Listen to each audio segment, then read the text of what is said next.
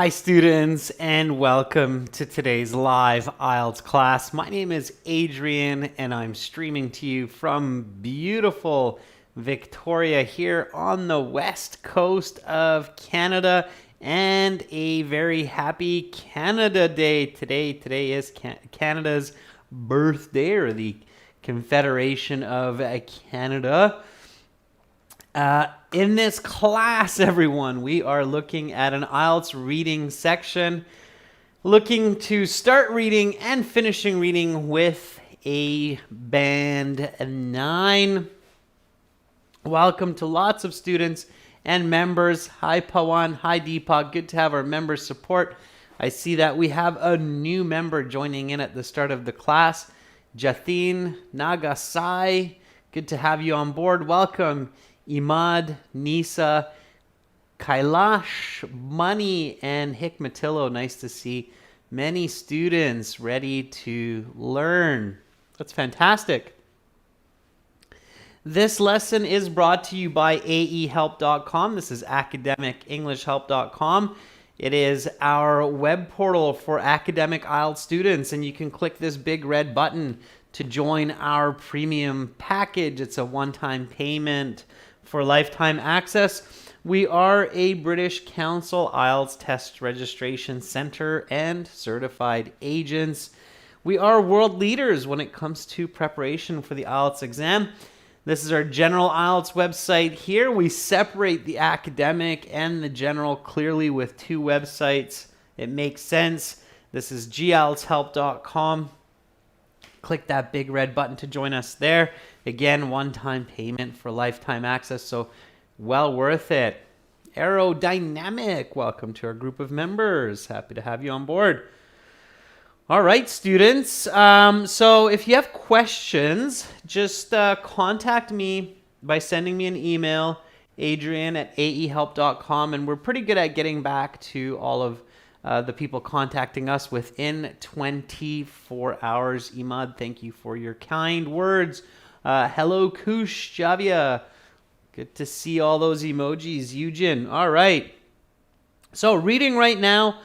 Tomorrow we'll have task 2 and task 1 writing, and then we'll have Q&A and speaking on Saturday.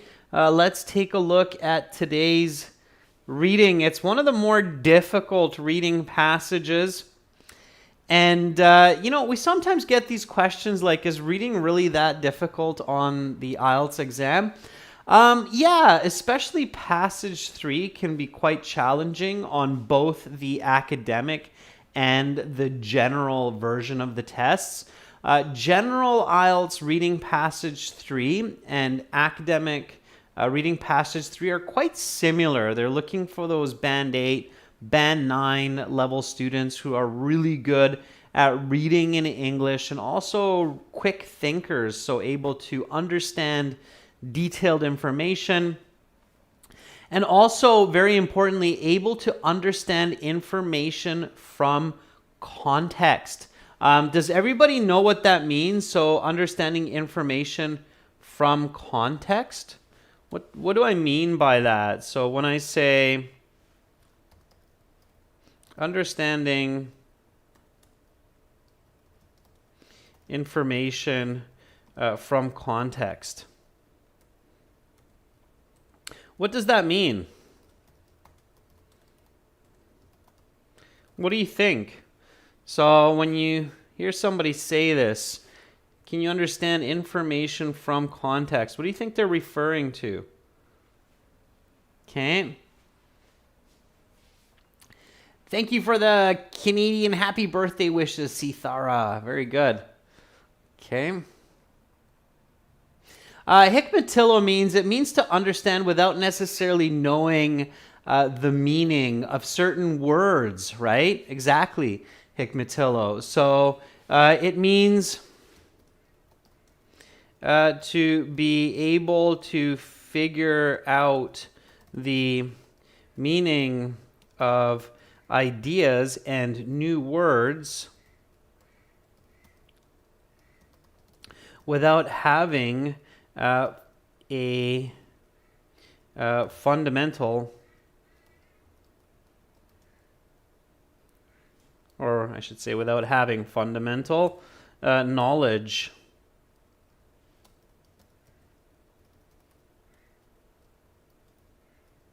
of the content or some vocabulary.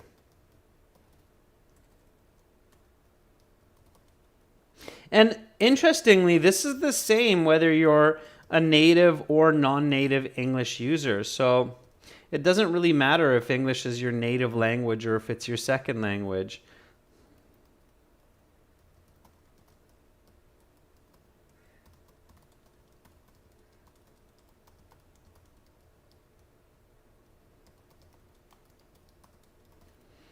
Okay.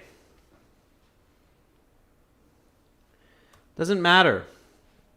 All right. So let me show you what I mean. Okay. And again, general IELTS reading section 3 and academic definitely reading section 3 might have something like this. So here, the title of this passage is The Aesthetic Merit of Abstract Art. And when some candidates read this, like the aesthetic merit of abstract art, their first thoughts might be, okay, I'm not an art fan. I don't know much about art. Okay. And I don't know the meaning of aesthetic merit. Okay.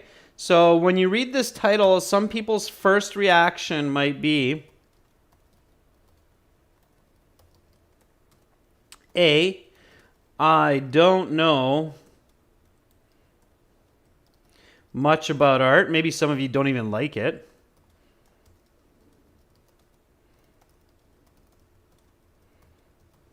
Okay. And your second thought might be something like, I don't know the words aesthetic and merit. Okay. Well, IELTS is a thinking exam, clearly. That's why there are two versions, academic and general. Okay. And you do have to think. So if you don't know much about art, that's fine. If you don't really like it, that's okay too. Your goal in the IELTS is not to start liking art, but you do have to be able to figure out information from context and from using good thinking skills. So that's what we're going to do today, looking at this reading passage. And if you don't know the words aesthetic and you don't know the word the word merit, that's okay. We'll figure it out from context. So don't panic. Learn it from context, okay? Pavan says, read the title, paraphrase it in your mind, ask the questions, what, why, how. Sure. Before that, you even want to just look at the picture that's given for you because that can help you a lot as well, right? So take a look at this picture. Think about what abstract art might be and think about what aesthetic merit might be, okay? Meanwhile, Dihiani says, hi, Adrian, I got my IELTS results today. Listening 8.5, reading 8.5, writing 6.5, speaking 7, overall 7.5 bands. Thank you so much. This is really because of you. Dia, it's really because of you. I helped you, but you did the work. Good for you. Send me an email. I would love to get your testimonial on our website. So you know my email probably. It's adrian@aehelp.com. Okay. All right. So when you look at this picture and you think about abstract art, what do you think abstract art means? So what is the meaning of abstract art by looking at this picture? What's your best guess? Okay.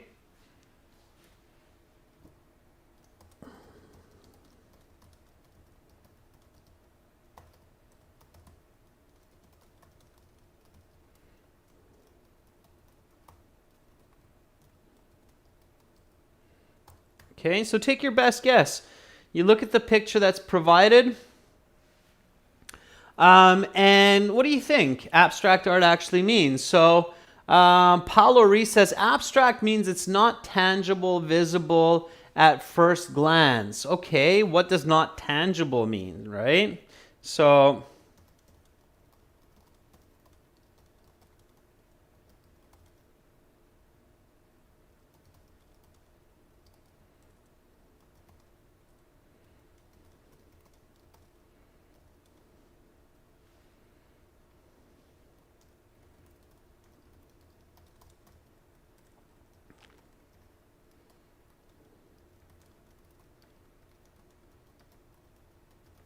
all right, so I would say if I looked at this and in my mind, I would say, well, it's art that does not have a clear form or shape. It does not show a clear meaning or idea like a person or a landscape, right? So it's not a real world kind of content or context, right? Rashika says it's specific and difficult to understand the theme, so what it's about. Okay. Deepika says it's art which requires abstract thinking, but what is abstract, right? Maxime says, when you first look at this kind of picture, you would say, is this a new Windows screensaver? Yeah, Maxime, I get you. Absolutely, right? So it could be, right? It could be. So, all right. So it's art that doesn't have clear meaning. Okay. It doesn't have a clear idea. Okay. Obviously. Okay. So then the aesthetic merit of abstract art. It's very important to try to understand the whole title. So the aesthetic merit. So now we have abstract art, and now here we try to figure out what the author means by aesthetic merit. Okay? And we might take a guess. If we don't know it, it's fine. My guess here, if I ask myself, what does aesthetic merit mean? My answer would be something about the value.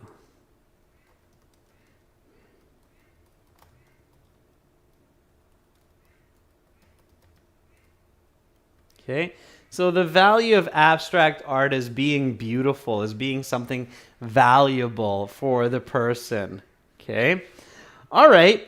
So the next step that can kind of help us to understand this information from content is by looking at the questions at the end. So when we look at the questions, hopefully we see some questions that are contained in the passage. So questions that have information or words that are in this passage. And in the first one here, we're lucky. It's which paragraph contains the following information. So this one here, which paragraph contains the following information, it's all in the passage somewhere. We don't know where, but it's somewhere in there. So it's good to read this. So let's read this. The rejection of old rules of art. Different kinds of aesthetic value. Okay, so here I'm starting to get the idea that we're going to probably read about old art rules and maybe some new art rules. Two competing arguments about the value of abstract art. So, okay, some arguments, some debate about this abstract art. Ambiguity itself provides part of the aesthetic experience, all right? The mysterious nature of abstract art. Aesthetic value is up to the viewer.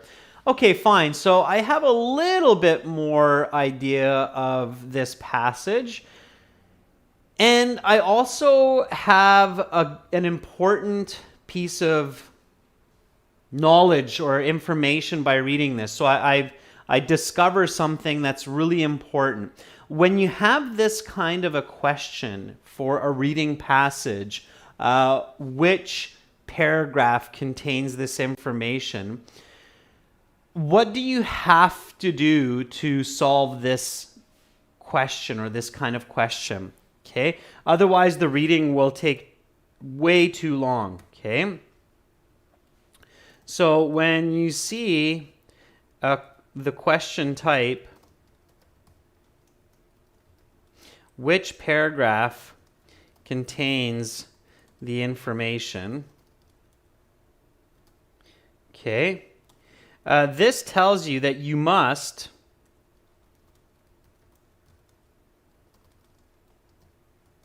do what?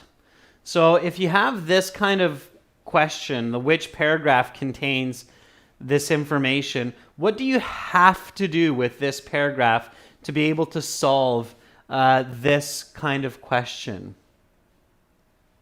All right, so Janelle says you have to read the complete passage with use of visualization.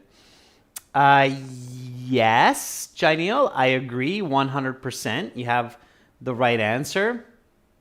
Super Anuto says you have to read. Yeah, so this tells you that you must read the whole passage from start to finish.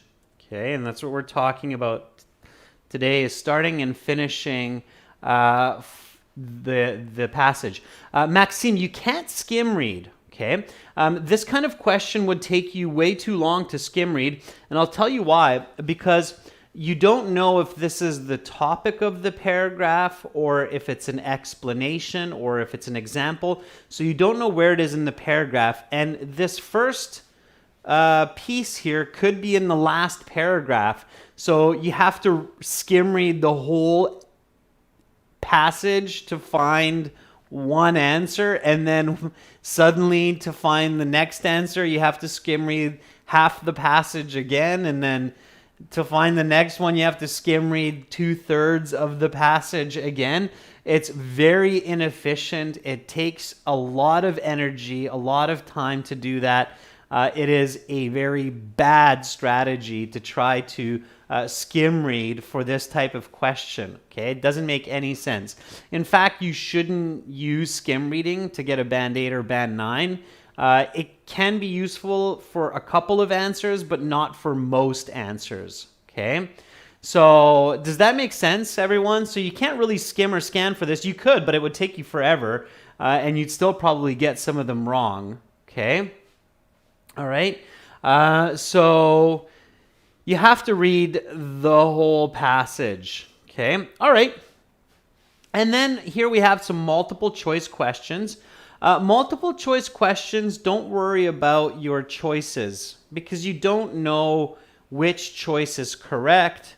You don't know which choice is included in the passage. So some of this might just be useless extra information. So definitely do not concern yourself with the choices. Just look at the question before the passage and read it nice and quick. What makes abstract art different from classic art? Okay, cool. So now I know that I have abstract art versus classic art. Okay. Hikmatillo, yes, you do have enough time to read the whole passage. If you cannot read the whole passage and answer the questions in the 20 minutes, you have to improve your reading comprehension and speed. That's what you have to focus on first before you get too far into the IELTS. I don't recommend people to sit the IELTS exam before you have learned to read well enough in English to read the passage and answer the questions. It's almost impossible to get a band 6 or higher if you're not able to read the passage. Okay. All right, think about it this way. A high school student, an average high school student in the US or Canada would read one of these passages and answer these questions at most in 15 minutes. At most in 15. Okay. All right, next one. A common critique of abstract art is that it lacks. Okay. Number 35, why is it important to note that aesthetic merit not be solely reserved for the sublime? If some of this is unclear so far, it's okay. Don't worry about it. Okay. All right. Number 36, while realist works of art explicitly show their meaning, abstract works of art do what? Okay, so again, here we have realist works show their meaning. Abstract works, they don't show their meaning right away. That would be my first guess. Okay. All right, and then we have the famous true, false, not given questions. Again, true, false, not given questions, don't review them before the passage because they're just going to confuse you. There could be false, not given information. It's hard to know what's going on if you read those before the passage, okay? All right, so let's go back. Let's read this passage together, and then we'll answer these questions and make sense of all of this. And you'll see it's not as bad as it looks, okay? This is not a third-year university exam. This is more of a high school level, maybe first-year college level. So just take it easy, take a deep breath, and keep in mind that slow and steady wins the race, okay? All right, so this is a reading class, so make sure to read with me, okay? So read. And if you have the chance, if you're at home or somewhere where you can read aloud so you can hear yourself, okay? I'm not just reading for you. It's not a listening exam. It's reading exam today, or reading practice. So read with me. All right, here we go. Abstract art is notorious for its apparent lack of artistic skill, meaning, and value. While its harshest critics believe that abstract art is not art at all, many art connoisseurs feel that abstract art is an aesthetically pleasing expression of the human condition. This article will discuss both sides of the issue and present arguments for and against the aesthetic merit of abstract art. Okay, so here, as a reader, as an active reader, I want to stop and ask myself the question, what is this paragraph about? Okay, this is called active reading. And you have to practice this at home. Stop after each paragraph and ask and answer, what is this paragraph about? And here, when I do that with paragraph 1,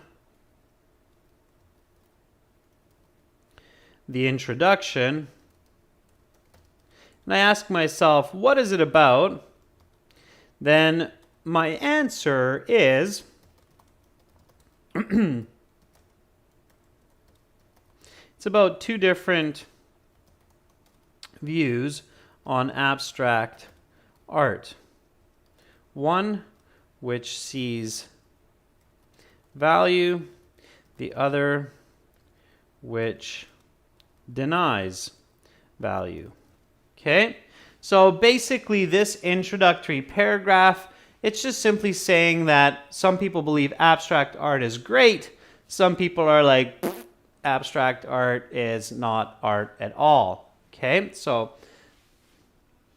and it introduces the thesis.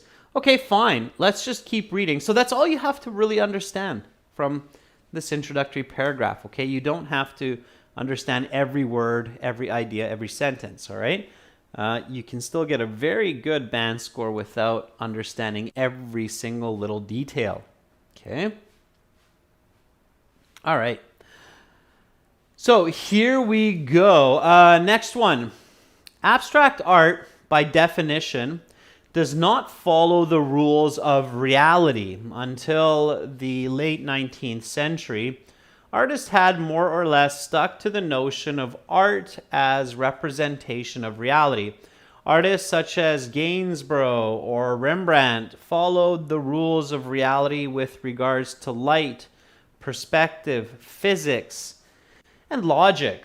Abstract artists like Jackson Pollock rejected these supposed rules of painting Instead, Pollock made his own rules or rejected rules entirely. The aesthetic value of works such as Pollock's, that is to say, the ability for works like his to elicit pleasure when viewed, is the point at stake in this discussion. All right, what is this paragraph about? Okay, Pavan, a very simple visual summarization of the introduction. Okay, so what is paragraph 2 about? What do you think?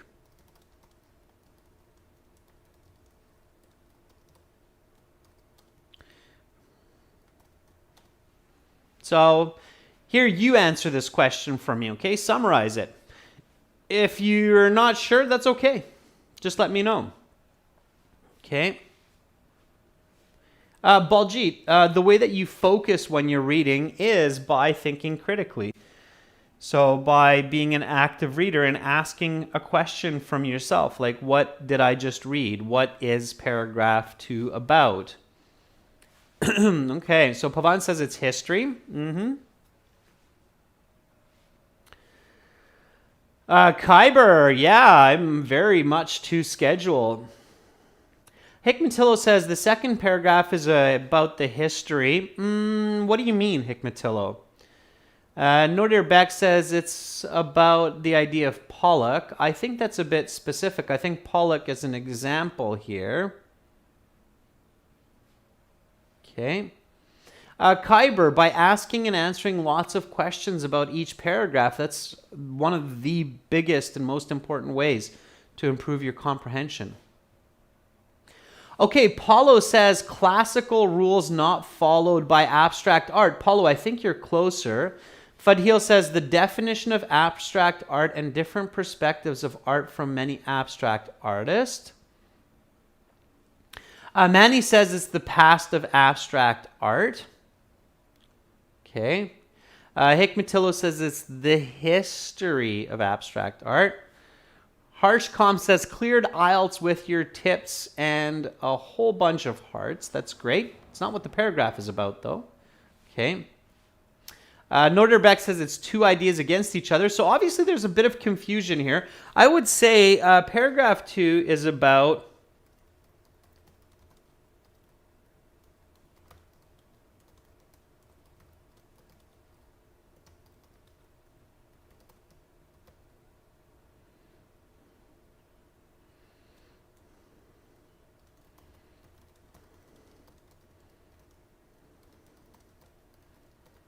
okay, so if somebody asked me after reading this, what is this paragraph 2 about?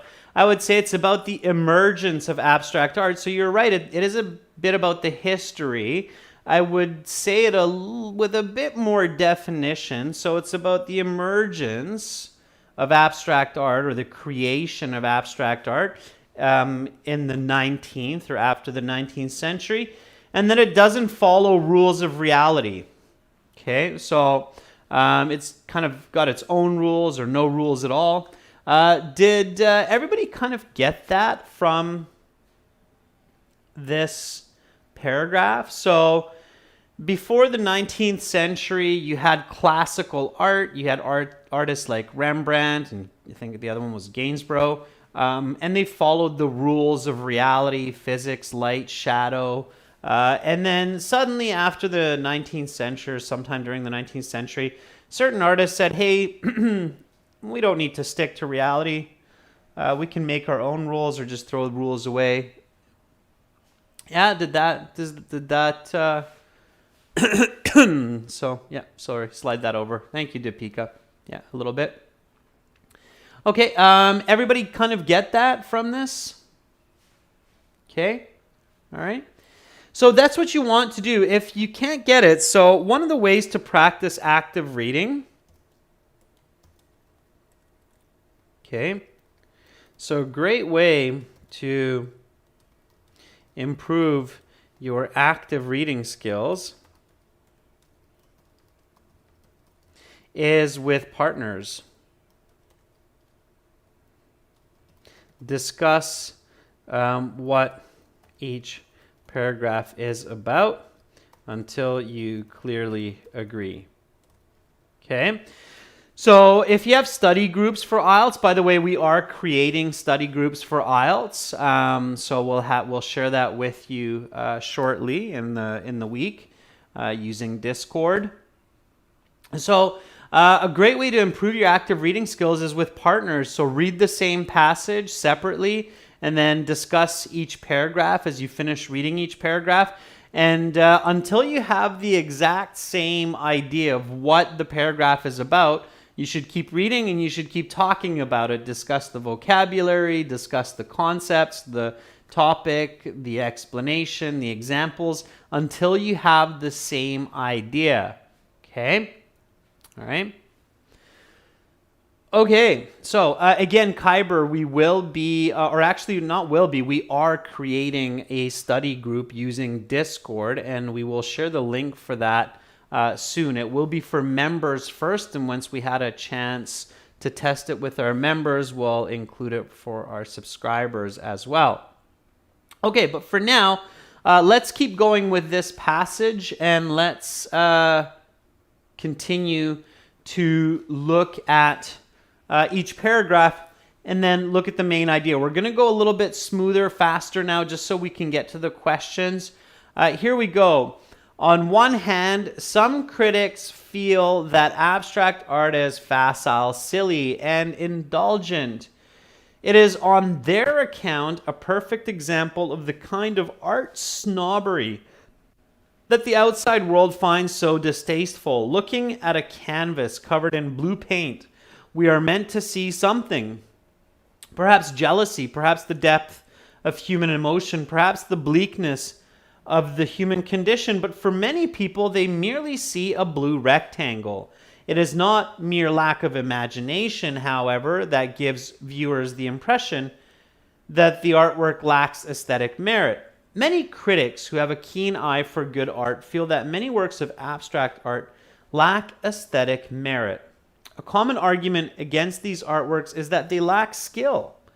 Artworks by Rembrandt and Gainsborough are unambiguously works of profound skill. These artists committed their lifetimes to their craft, and it shows in the virtuosity of their works. Okay, what is this paragraph about? Much faster this time. It is about arguments against abstract art. It does not have skill and meaning. It is not art. Okay, that's what C is about. Let's go to D. Again, this is reading practice, so read with me. And I promise you, once you practice this, you will become very efficient at active reading. So D, it is important to note, however, that aesthetic merit must not be solely reserved for the sublime. In comparing Rembrandt to an abstract artist such as Pollock, one must realize there are many kinds of aesthetic merit. For example, there is the aesthetic merit in a sunset, in a beautiful sculpture, in a symphony, or even in a well-composed meal. So if aesthetic merit is represented in manifold ways, it is possible that abstract art satisfies at least one of those criteria. Many critics say yes. Okay, so what is paragraph D about? Many types of beautiful art, food, sculpture, and so on. Abstract art might have value. Okay, so it's supporting the idea of abstract art. It's saying, hey, there's many kinds of beautiful, such as food or sculpture, sunset. So why not abstract art? Okay, E. The value of abstract art lies for some critics in its mystery. Whereas realist artworks simply show and tell their meaning, the meaning of abstract works is hidden behind a veil of ambiguity. Perhaps the artist has an intended meaning. Perhaps the artist does not. Additionally, the meaning for one person may be different than the meaning for another person. The key is that the painting does have meaning. But is meaning the same as the aesthetic merit? Arguably not. Words have meanings, for example, but lack aesthetic merit. However, one might say for a painting or other artwork to have meaning is precisely for it to have aesthetic merit. Okay, so what is paragraph E about? Paragraph E is about abstract art being beautiful. Just a second here. Gotta plug myself in. Give you a second to think about the meaning of abstract art here, or what meaning has to do with it. So abstract art being beautiful because it does or does not have meaning. Meaning is meaning needed for beauty. Okay, so the paragraph is trying to answer that question. Okay, let's keep going here. So again, you have to learn to do this nice and quick and smooth. So F, perhaps the real answer to the debate is that whether an object has aesthetic merit or not is up to the viewer. An object can have aesthetic merit for one person, but lack it for another person. So in this sense, abstract art is neither meritorious nor the opposite. Instead, it is whatever the viewer thinks it is. On this account, if a person finds an abstract work of art aesthetically pleasing, then that artwork is aesthetically pleasing for him or her. If not, then it is not. Very easy, this one. Paragraph F, beauty. This is an expression in English. I'll teach it to you now. Beauty is in the eye of the beholder. Everybody heard this expression before? Okay, this is an actual expression used in English, and I'm sure there are similar expressions in other languages. So beauty is in the eye of the beholder. It means beautiful depends on each person's perspective. Okay. All right, Ranjit says, hi, sir, I want to join your classes. Ranjit, you can become a member of our YouTube channel by clicking the join button, and you can also join our premium IELTS classes on our websites at aehelp.com and gieltshelp.com. If you're looking for our academic classes, aehelp.com. If you're looking for general IELTS, it's gieltshelp.com. Okay. Kyber's saying, what is the minimum percentage to understand paragraphs in IELTS reading? Kyber, I would say that importantly, you want to understand at least 60 to 70% of the passage. Okay. Daniel, it's not necessarily 80 plus. If you can understand 60 to 70% and you're using good visualization, good active reading skills, good critical thinking, you should still get a very good mark. Okay. All right. So here we go. Last paragraph, I believe. Yeah.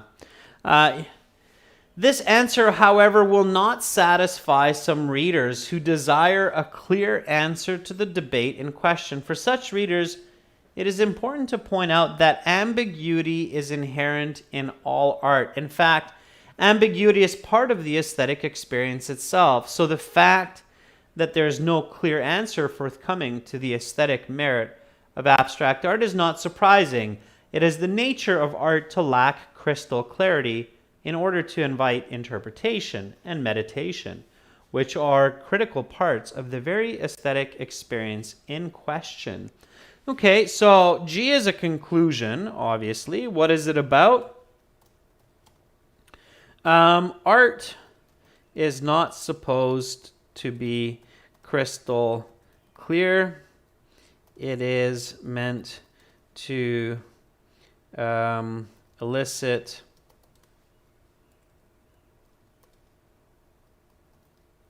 discourse and discussion. Okay, so that's what it's saying. It's saying, hey, look, the goal of art isn't to have a perfectly clear picture of a human being and then say, hey, that looks really good. It's a perfectly good picture of a human, but it has to be something that creates emotion, creates discussion. Okay, now that we have that, we can answer these questions much, much faster and with much greater accuracy. So going back to the questions, which paragraph contains the following information? Number 27, the rejection of old rules of art. Okay, that was the one with Gainsborough and Pollock. I remember that was near the very beginning. Anybody remember which paragraph that was? Gathfun. No, you do not have to know the meaning of all words. Okay, that's how we started this lesson, explaining that you have to understand from context. Maxime says that was B. Bakrat, Manika, and everybody says that was B. Yeah, it's not too bad. Again, we had that, right? So here we had, what is paragraph 2 about? The emergence of abstract art after the 19th century. Art that does not follow the rules of reality. That was paragraph 2 or paragraph B. The rejection of old art rules or the old rules of art. B, yes. Number 28, different kinds of aesthetic value. So different types of beauty. So there was the sunset, the food, I remember. That was kind of somewhere in the middle. Ahmed, Shafan, if you can't see the screen clearly, adjust your YouTube settings. Change it to 720p. Okay? So Konica says B as well. I'm not sure. I remember it was somewhere in the middle. Bakrat says maybe D. Yeah, it was kind of somewhere in the middle. So if I have to look, this is where I can skim, but I can now skim precisely because I know that this information is somewhere in the middle. So why not start with D? I can skim for it. I'm flying through here. Many kinds of aesthetic merit. For example, sunset, sculpture, symphony, and a meal. So it is D. Very good. All right. See, it's not so bad. It's not terrible once you go through the proper steps of active reading. Okay, so different kinds of aesthetic value. Yeah, it's D. Okay. Two competing arguments about the value of abstract art. So it's two different ways of looking at art. You might be able to even guess this as long as you are good at essay writing and you know how to structure an essay, because this is a kind of essay. So number 29 is going to be the introduction. Some people think art is beautiful. Other people think, some people think abstract art is art. It's beautiful.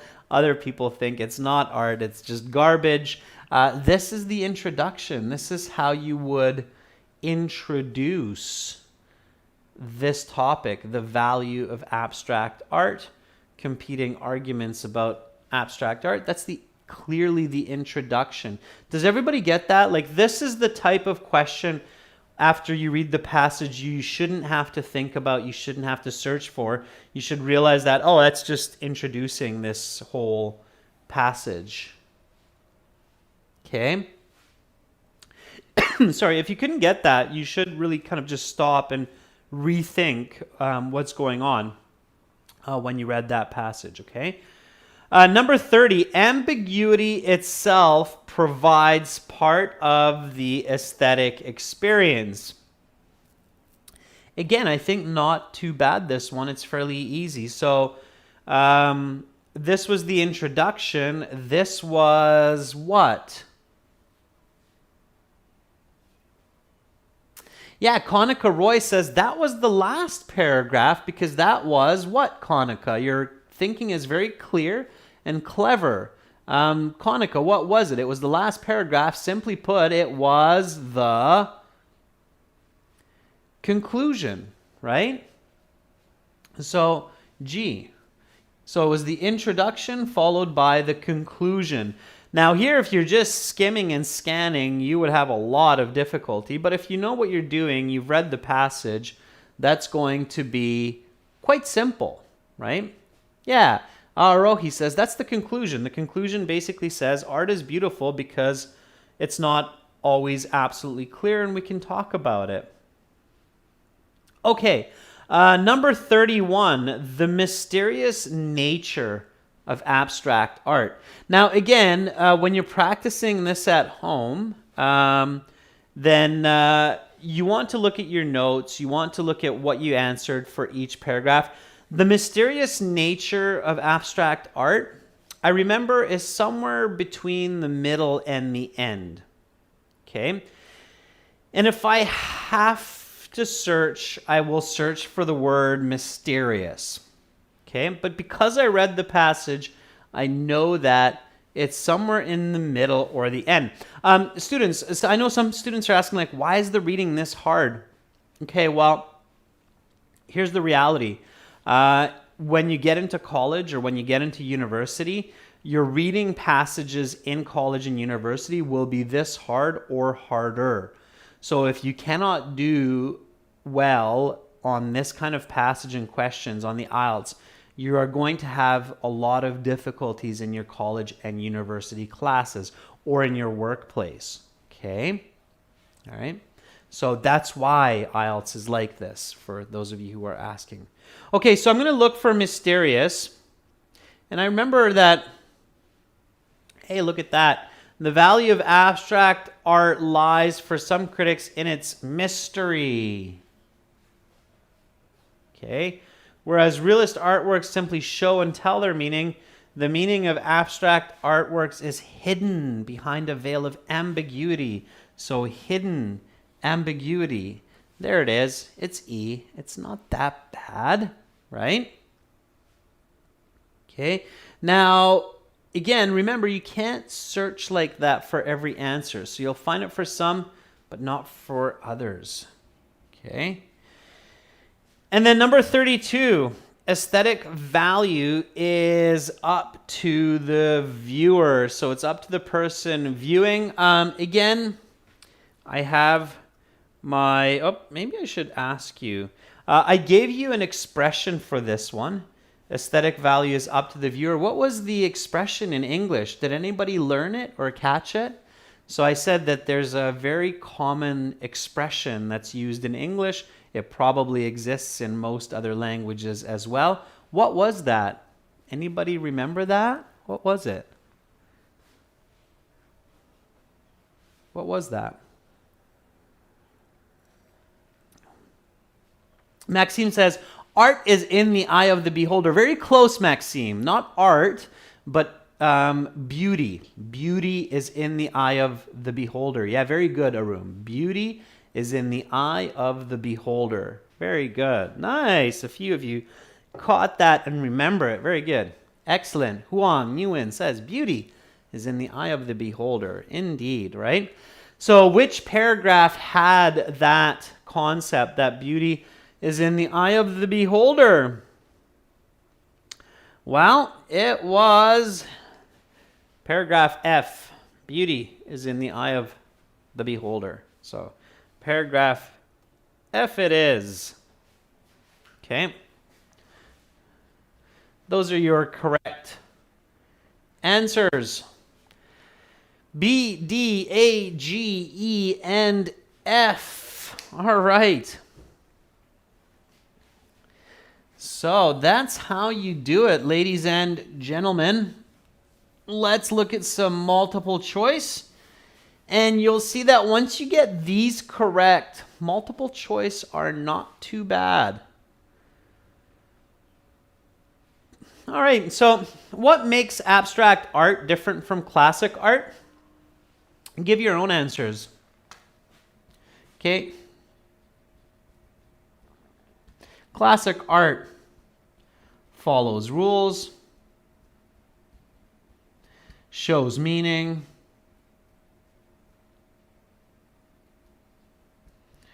requires skill. Okay, so those are the ones that I remember reading about. Let's see what we have here. It is made after the late 19th century. Maybe it does not follow classical art rules. Okay, that looks really good. It follows a pattern of logic. I don't remember reading that. Okay. It elicits pleasure from the viewer. Yeah, definitely this one looks like the best answer. So some of these look like they might be answers, but do remember that in the IELTS, you're looking for the best answer. Okay, not just necessarily one that seems correct.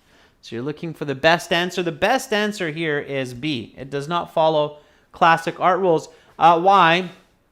Because here I said classic art follows rules. Obviously, the opposite is that it does not follow art rules. So why would I dispute my own thinking? I'm not going to dispute my own thinking. B is the best answer. Okay? Everybody sees that, right? So the strategy for multiple choice questions is always to think about the answer first on your own and then match. Okay? The biggest mistake that many students make in multiple choice tests is they look at the answers hoping that one of those answers is going to jump off the page and be like, hey, I'm the right answer. Look at me. It's because I do a little funky dance. None of the other answers do these little dances like me. I'm the right one. That's just, that's abstract. That's abstract art. Maybe somebody can draw a cool picture that shows multiple choice answers dancing the correct ones. But anyway, that's not the way it works, okay? So multiple choice, you have to think about the answer on your own and then match the answer that's closest to what you're thinking. If none of them match, you have to be really careful because something is not right. Okay, you missed something in the information, all right? Okay, so careful. All right, I'm glad I got a chuckle out of Pavan, okay? All right. Okay, so number 34. A common critique of abstract art is that it lacks skill. I remember that very clearly. So they're like, well, abstract art, everybody can just draw a blue box. Don't need to be skillful. Imagination, the classic laws of physics, the bleakness of the human condition. Oh, there it is. Skill, perfect match. I do not have to skim read or scan for that. Okay, makes sense, hopefully. All right. 35. Why is it important to note that aesthetic merit not be solely reserved for the sublime? Okay.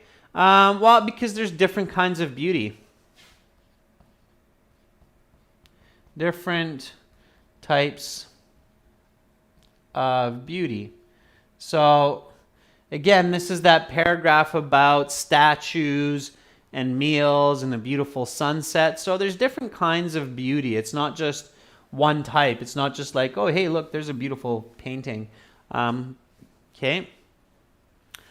Hey, there's more than one kind of aesthetic merit. That looks good right away.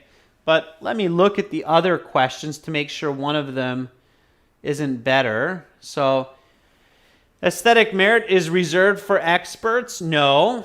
There's aesthetic merit in a sunset. While it's true, it's only one example. Abstract art may have additional meanings. That's just strange. Okay, so closest match. You're always looking for the closest match. I said there's there are different types of beauty. There's more than one kind of aesthetic merit. A is clearly the best answer. Okay.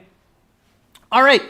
Students, I don't have time for the true, false, not given, and I don't want to rush.